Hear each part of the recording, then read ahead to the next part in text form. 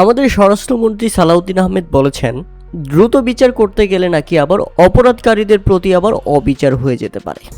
অর্থাৎ খুনিদের আইনি অধিকার রক্ষায় আইনটা কতটা সংবেদনশীল একবার ভাবলেই অবাক হয়ে যাবেন।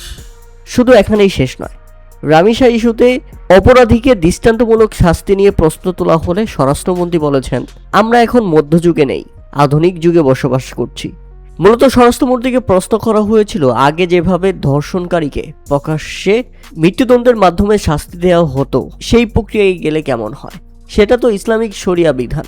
কিন্তু তিনি এই প্রশ্নের জবাবে বলেন, আমরা তো এখন মধ্যযুগে নেই, আমরা এখন আধুনিক যুগে বসবাস করছি।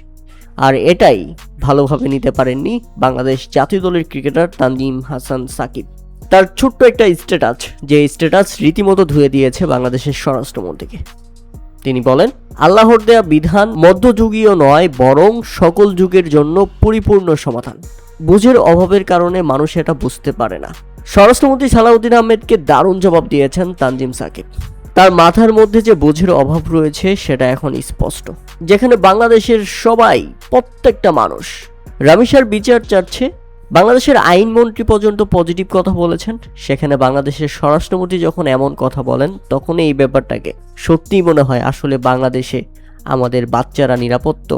প্রিয় দর্শক, রামিসার জন্য প্রত্যেকটা ক্রিকেটের বিচার চেয়েছেন লিটন দাস, নাফিস ইকবাল, মুশফিকুর রহিম, তামিম ইকবাল, শরীফুল ইসলাম, ইমরুল কায়েস, তাসকিন আহমেদ, মেহেদী হাসান মিরাজ, নুরুল হাসান সোহান, সাকিব আল হাসান সহ সবাই। কিন্তু আমাদের স্বরাষ্ট্রমন্ত্রী যেভাবে কথাটা বলেছেন এটা একেবারে কলিজায় আঘাত করেছে প্রত্যেকটা ব্যক্তির। প্রিয় দর্শক, এই ব্যাপারটাকে আপনারা কিভাবে দেখছেন তা অবশ্যই আমাদের কমেন্ট করে জানাবেন।